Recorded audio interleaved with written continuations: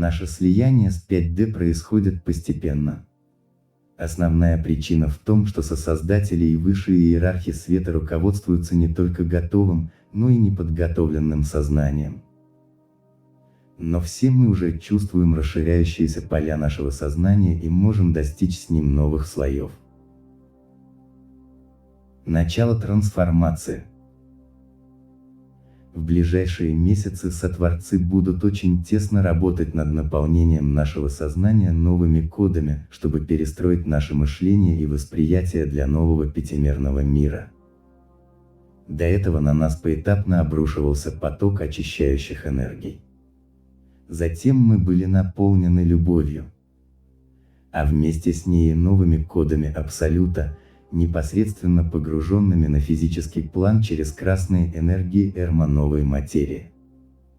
Сейчас самое время очистить наше сознание через сжигание темного и устаревшего. 3D-погремушка исчезнет. Там будет место для новых файлов. Некоторые из нас уже иногда начинают видеть новую реальность 5D. Всего на секунду или две. Некоторые по-разному читают пространство. Стало ярче, живее, добрее. Это не финальный этап. Процесс начался, и новый мир работает через тех, кто может резонировать и выдерживать световые трансформирующие энергии.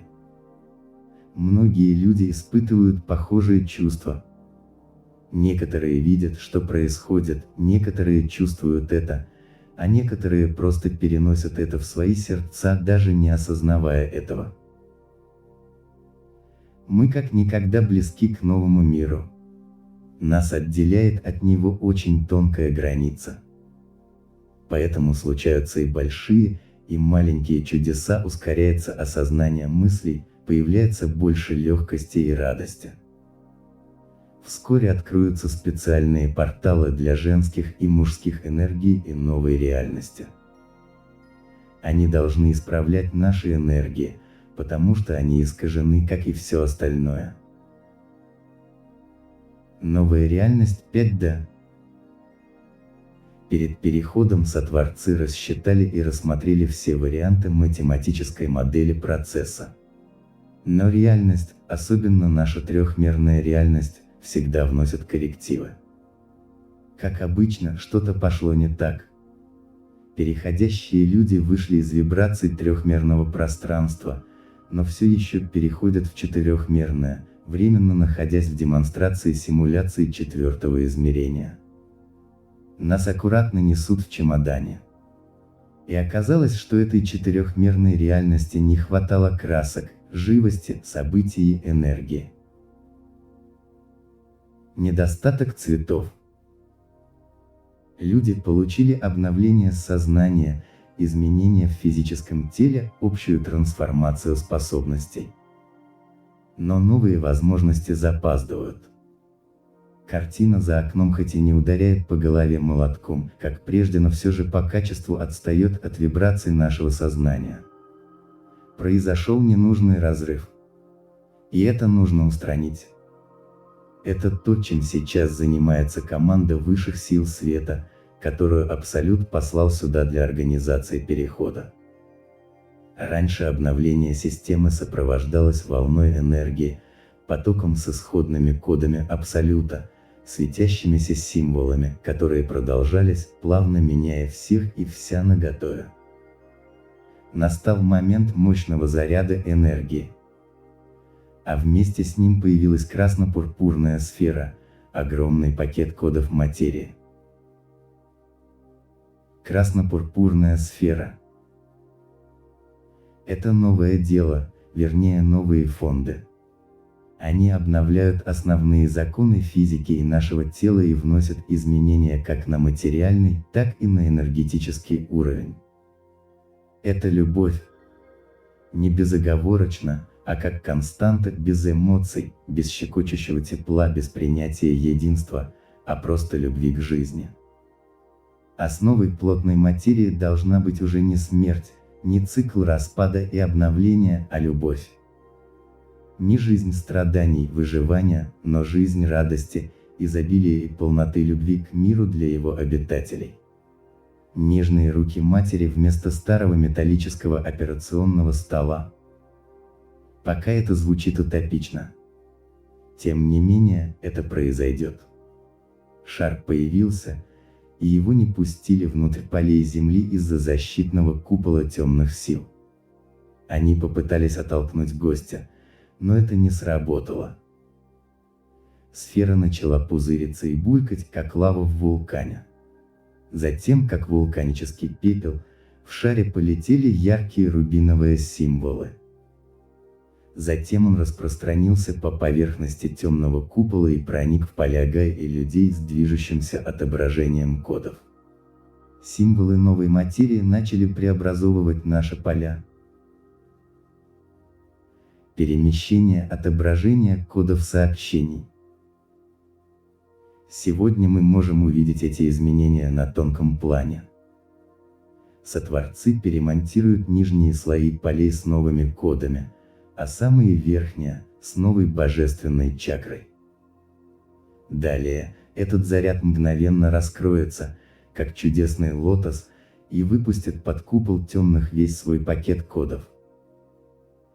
Старые символы кодировки уходят, приходят новые.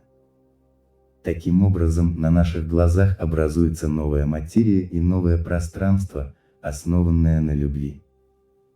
Сотворцы также преображают нас. Наше эго заменяется личностью.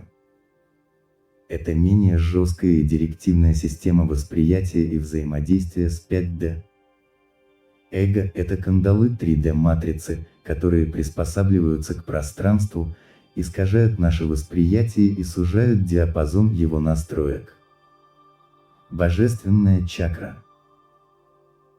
Личность больше похожа на цветное стекло с уникальным рисунком, наш отпечаток пальца на листе энергий. Он не искажает, а окрашивает наше восприятие в соответствии с нашими настройками и подстраивает пространство под наше сознание, а не наоборот. То есть эго помогло матрице влиять на наше сознание, а личность поможет нам влиять на пространство. Приспосабливает пространство к нашему сознанию. Как скоро эти изменения будут реализованы? Сейчас нет временной шкалы как таковой, потому что мы держимся на паузе в демо-версии 4-го измерения. И время, и сценарий здесь – просто отфильтрованное отражение 3D. Мы переходные, кажется, парим между ветвями реальности. Эта пауза не случайна.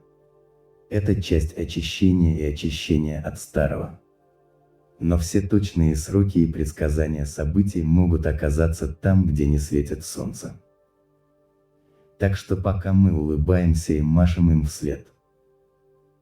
Вместо того, чтобы ждать бесконечно, мы должны тратить свою жизнь на более важные дела, помогать себе и другим.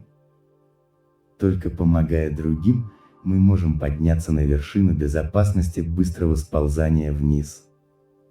Очищение себя и помощь другим взаимосвязаны. Кажется, что когда мы заняты уборкой, мы слабы и сосредоточены на себе. Как мы можем эффективно помогать другим в такой ситуации? Ответом может быть такая картина. Люди сидят в яме. Чтобы выбраться, один подставляет спину, другой залезает наверх и протягивает руку тому, кто внизу, вытаскивает его, и все начинается снова. Это настоящая лестница развития. Мы можем достичь вершины, только помогая другим. Лучше, помогая другим. Если мы продолжаем карабкаться по спинам других людей, мы будем подниматься быстрее, но наше эго раздувается до точки, где оно тянет нас вниз на третьей космической скорости. Поэтому развитие начинается с очищения. В противном случае мы упадем в свою яму с отходами, которые необходимо разобрать и утилизировать.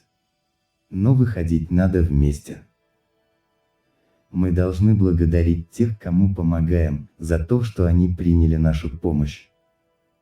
Мы должны благодарить тех, кто нам помогает, потому что мы вместе поднимаемся вверх. Многие так не живут, бессмысленно растрачивая свою жизнь. И куда уходит этот опыт, когда мы умираем? В никуда. Эта энергия просто рассекает пространство. Когда каждый из нас – дух, у нас достаточно энергии, чтобы кристаллизовать его. Когда это эго, мы похожи на одноразовую вилку, у нас нулевая энергия. Вся энергия находится в духе и душе. Наше эго не может ничего делать само по себе, не кристаллизовать опыт, ни что-либо еще. А когда всю жизнь мы жили только в эго, то вся информация, весь накопленный опыт уходили не в искру в душе, а собирались как мелкая пыльца на поверхности нашего тела. Когда мы уходим, эта пыльца разлагается вместе с нашим телом или скорее рассеивается в космосе в виде крошечных искр. Он просто рассеивается. То есть жили зря, после этого вообще ничего не происходило. Эго, как и тело, всего лишь оболочка. Для нас здесь лучше всего подходит костюм, который не твердеет, но наиболее удобен и соответствует нашим потребностям. Наша душа и дух. Когда мы уйдем, он разложится. Он растворится, и если какая-либо часть нашего внимания связывает нас с этим костюмом, она останется и распадется вместе с ним. Вспомним это на долгом и извилистом пути великого квантового перехода.